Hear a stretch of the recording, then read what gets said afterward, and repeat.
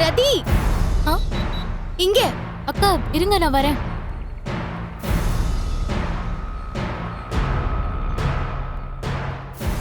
பாக்கணும்னு வர சொன்னீங்க. நடந்த விஷயம் எல்லாம் உனக்கும் தெரிஞ்சிருக்கும். ஆமா, உங்க ஹஸ்பண்ட் ஆளுங்களை அனுப்பி தீபனோட வீட்டு ஆளுங்களை அடிச்சிருக்காரு. ரதி, அது எதுவுமே உண்மை இல்ல. என் புருஷன் அப்படியெல்லாம் எதுவுமே பண்ணல. உங்க 2 பேரையும் சேர்த்து வைக்கதான் அவர் முயற்சி பண்ணாரு. கடைசியில இப்ப அவர் மேல பழி வந்து போலீஸ் ஸ்டேஷன்ல இருக்காரு. அப்போ உங்க ஹஸ்பண்ட் எதுக்காக அங்க போனாரு? அவர் யாரையுமே அங்க அடிக்கிறதுக்காக எல்லாம் போல. உங்க 2 வீட்டு ஆளுங்களும் பார்வதி ஆண்டி கிட்ட பணம் கேட்டிருக்காங்க. அத பத்தி பேசதான் அவர் அங்க போனாரு. மத்தபடி அவர் யாரையும் அடிக்கவோ மிரட்டவோ அங்க போல. அதுவும் இல்லாம அவர் யாரையும் ஆள் வச்செல்லாம் ஒன்னும் அடிக்க மாட்டாரு. அவர் நியாயத்துக்காக மட்டும்தான் கோவப்படுவாரு. அப்படி கோவப்பட்டா அவரை தான் அடிப்பாரு. எத்தனை பேர் வந்தாலும் தனியா நின்னு சமாளிப்பாரு. இப்பவும் உங்க ஹஸ்பண்ட விட்டு கொடுக்காம தான் பேசுறீங்க. அவர் தப்பு பண்ணியிருந்தா நானே அவரை கேள்வி கேட்டிருப்பேன். இந்த விஷயத்துல அவர் மேல தப்பு எதுவும் இல்ல ரதி. அப்ப அடிச்சது யாரு? அதுதான் எனக்கும் தெரியல. இப்ப நீதான் எனக்கு ஒரு ஹெல்ப் பண்ணணும். சொல்லுங்க, நான் என்ன பண்ணணும்? தீபனுக்கு போன் பண்ணி அங்க அடிக்க வந்தவங்க யாரு, அவங்க அடையாளம் ஏதாவது சொல்ல முடியுமான்னு கேக்குறியா? சரி, நான் கேக்குறேன்.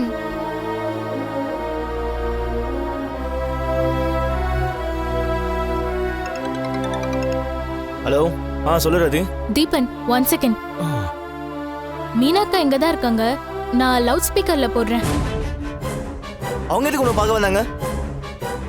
அவங்க ஹஸ்பண்ட் தானே ஆளை அனுப்பி எங்க வீட்டுல இருக்கிற ஆளெல்லாம் அடிச்சாரு. இல்லடா, அந்த மாதிரிலாம் அவர் பண்ணலன்னு இவங்க சொல்றாங்க.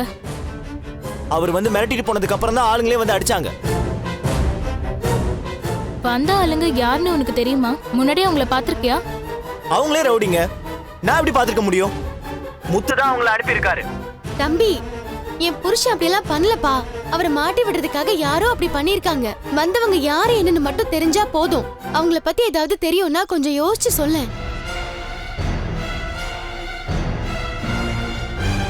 Hello city. வெளியே ஒரு ஆள் போகும்போது யாருக்கோ ஃபோன் பண்ணி சிட்டி வேலையை முடிச்சிட்டேன் அப்படின்னு சொன்னான்.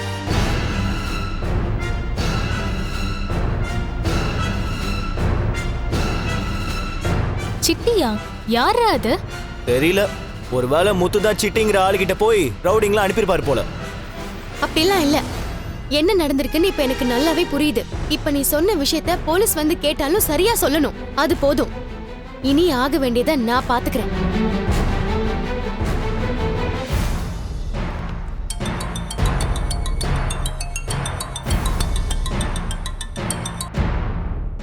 சார் சொல்லுங்க சார். இன்னைக்கு முத்துன்னு ஒருத்தனை அரெஸ்ட் பண்ணிருக்கீங்கல்ல? ஆமா சார், ஒரு ஃபேமிலியே ஆள் வச்சு அட்டாக் பண்ணிருக்கான் சார். எனக்கு தெரிஞ்ச ஆள் தான் சார். 2-3 கேஸ்ல மாட்டியிருக்கான். ஆனா எந்த தப்பும் அவன் பண்ணதில்ல. அவன் சம்சாரம் எங்க வீட்டுல பூ போடுறவங்க தான் சார். அடிப்பட்ட ஆளுங்க இவன் பேரை தான் சார் சொல்லியிருக்காங்க. நம்ம டிராஃபிக் போலீஸ் அருணோட சகல தான் சார். அவரு கூட இவன் பண்ணிருப்பான்னு தான் சார் சொல்றாரு. அது அந்த அருணுக்கும் முத்துவுக்கும் ஆகாது சார். குடும்ப சண்டை அதெல்லாம் மனசுல எடுத்துக்காதீங்க. வேற ஏதோ நடந்திருக்கு சார். எஃப்ஐஆர் போட்டீங்களா? இனிமே தான் சார் போட்டு கோர்ட்டு கூட்டு போனோம். எனக்காக கொஞ்சம் வெயிட் பண்ணுங்க சார். அவனோட சம்சாரம் இதுக்கு காரணமான ஆளை கண்டுபிடிச்சிட்டாங்களாம். அவங்க வந்து என்னன்னு சொல்லுவாங்க. அதை என்னன்னு விசாரிச்சுட்டு அப்புறம் நீங்க ஃபைல் பண்ணுங்க சார். இதை ஒரு ஃபேவரா பண்ணுங்களேன். சரிங்க சார், இன்னும் டைம் இருக்கு. நான் இப்போதைக்கு ஃபைல் பண்ணல சார். ரொம்ப தேங்க்ஸ் சார். நான் நேரில் வந்து உங்ககிட்ட பேசுறேன். சரிங்க சார். ஏய், லீவில் போயிருக்கிற இன்ஸ்பெக்டர் தான் பேசினாரு. உன் ஒய்ஃப் அவர்கிட்ட பேசியிருப்பாங்க போல. உனக்கு இன்னும் கொஞ்ச நேரம் டைம் கொடுக்க சொல்லியிருக்காரு. அதனால தப்பிச்சிடலான்னு பார்க்காத. உன் மேல தப்பு இருந்தா நீ கண்டிப்பா ஜெயிலுக்கு தான் போவ.